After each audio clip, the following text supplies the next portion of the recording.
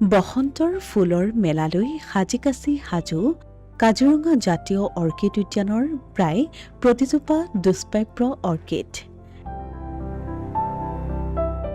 ইতিমধ্যে যেন অৰ্কিডসমূহৰ মাজত আৰম্ভ হৈছে ফুল ফুলাৰ প্ৰতিযোগিতা। বছৰটোৰ ভিতৰতেই বসন্ত ঋতুত সৰহসংখ্যক অৰ্কিড ফুলি উঠে অসমৰ জাতীয় ফুল কপৌ ফুল ফুলাৰ ঠিক আগে পাছে। সেই সময়ৰ পৰাই অৰ্কিড উদ্যানখনত সংৰক্ষিত প্ৰায় 1600 বিধ বিৰল প্ৰজাতিৰ বনৰীয়া অৰ্কিডৰ ফুল ফুলা আৰম্ভ হৈছে। উল্লেখযোগ্য যে জৈৱ বৈচিত্ৰ্যতাৰ মেটমৰা সম্ভাৰস্বৰূপ কাজিৰঙা জাতীয় অৰ্কিড উদ্যানলৈ এক প্ৰকাৰ সোঁত বৈছে এতিয়া পৰ্যটকৰ, যাৰ ফলত অৰ্কিড উদ্যানৰ সৈতে জড়িত শতাধিক কৰ্মচাৰীৰ মুখত এতিয়া হাঁহি বিৰিঙিছে। কিয়নো কৰ্মচাৰীসকলৰ বছৰজোৰা আপডালৰ ফলত এতিয়া প্ৰতিজোপা অৰ্কিড ফুলি উঠিছে। অসমৰ লগতে বিদেশী পৰ্যটকৰ সোঁত বৈছে অৰ্কিড উদ্যানত।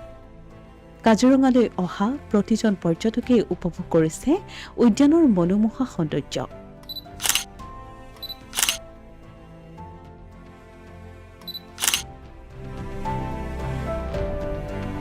আমাৰ ইয়াতে 1600 প্ৰজাতি অৰ্কিড সংৰক্ষণ কৰা হৈছে। আগতে আমাৰ 1200 আছিলে। তাৰপিছতে আমাৰ এতিয়া কিছুমান প্ৰজাতি আমাৰ বাহিৰৰ স্পিচিছো কালেকশ্যন কৰা হৈছে, মানে এব্ৰডৰ বাহিৰা কাণ্ট্ৰি স্পিচিছো আমি যথেষ্ট কালেকশ্যন কৰিছোঁ। যেনেকৈ আপোনাৰ ফিলিপাইনছৰ আছে, ভিয়েটনামৰ আছে, ইণ্ডোনেছিয়াৰ আছে, কলম্বিয়াৰ আছে, সেনেকুৱা বহুত প্ৰজাতি কালেকশ্যন কৰি পেলাই ইয়াতে সংৰক্ষণ কৰা হৈছে। যিহেতু চবে জানে 90% অৰ্কিড আমাৰ নৰ্থ ইষ্টতে পোৱা যায়, আৰু ইমান দুষ্প্ৰাপ্য প্ৰজাতি কিছুমান এতিয়া ফুলিবলৈ আৰম্ভ কৰিছে, আৰু সেইটো খুবেই মানে বহুত দুষ্প্ৰাপ্য প্ৰজাতি হয় মানে, আৰু সেইটো যত্ন এবছৰ ধৰি আমি যত্ন কৰিব লাগে, আৰু সেই যত্ন কৰাৰ ফলতে এতিয়া ফুলিবলৈ আৰম্ভ কৰিছে। মনটো খুবেই ভাল লাগিছে, মানে ইমান ৰেয়াৰ স্পিচিছ, আৰু ফুলিলে মানে ফুলপাহ দেখিলে মানে মনটো খুব ভাল লাগে, মানে দেখিয়ে মানে আমাৰ যোনটো কষ্ট, আৰু সেই কষ্টটো মানে ফুলি উঠিছে, আৰু মানে আমাৰ কষ্টটো ছাকচেছ হৈছোঁ আমি। এইটো যোনটো আমি এবছৰ ধৰি মেইনটেইন কৰিছিলোঁ, কষ্ট কৰিছিলোঁ, তাক কিমান পানী দিব লাগে, কি মতে তাক খাদ্য দিব লাগে, কেনেকুৱাকৈ যত্ন কৰিব লাগে, আৰু এটা বেবী কেয়াৰ কৰাৰ নিচিনা আমি কেয়াৰ কৰি পেলাই মানে এতিয়া ফুলপাহ ফুলিছে যিহেতু, সেইকাৰণে আমাৰ মনটো খুবেই ভাল, আমি খুবেই সন্তুষ্ট হৈছোঁ।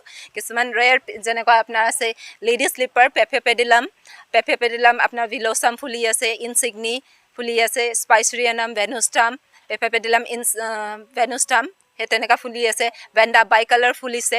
যিহেতু এইবিলাক বহুত ৰেয়াৰ প্ৰজাতি হয়, আৰু কিছুমান আপোনাৰ গ্ৰাউণ্ড অৰ্কিড ফুলিবলৈ আৰম্ভ কৰিছে। এতিয়া আমাৰ মাৰ্চত আমাৰ আৰম্ভ হৈ যাব ফুলা ছিজনটো, তেতিয়া যথেষ্ট অৰ্কিড ফুলিব।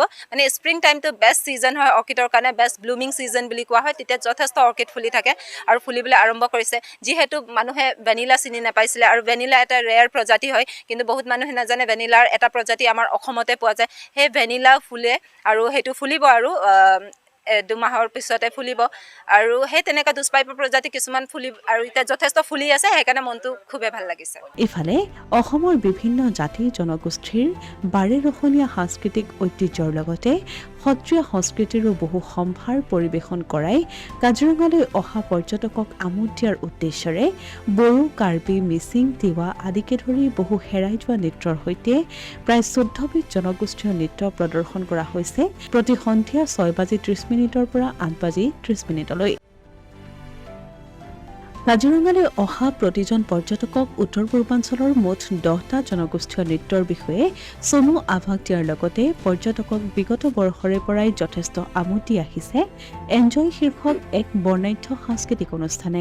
অসমৰ সাংস্কৃতিক বৈচিত্ৰতাৰো আচলতে আমাৰ এটা অনুষ্ঠান, আৰু এই অনুষ্ঠানটোৱে যিসকলে আহিছে সেইসকলে আটায়ে জানে, বা আপোনাৰ সব আটায়ে জানে যে আমি ইয়াতে সাংস্কৃতিক চৰ্চাটো অব্যাহত ৰাখোঁ।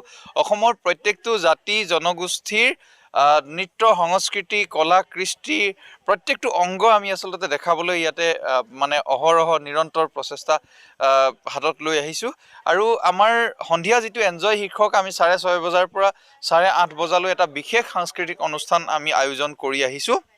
প্ৰতি সন্ধিয়া সেইটো হয় আৰু সেই অনুষ্ঠানটোত আমি অক্টোবৰ মাহৰ 1 তাৰিখৰ পৰা এইবাৰ খুব মানে ভাল সঁহাৰি পাইছোঁ, যথেষ্ট মানুহৰ ভিৰ হৈছে। অসমীয়া প্ৰতিদিন ডিজিটেল সংবাদ কাজিৰঙা।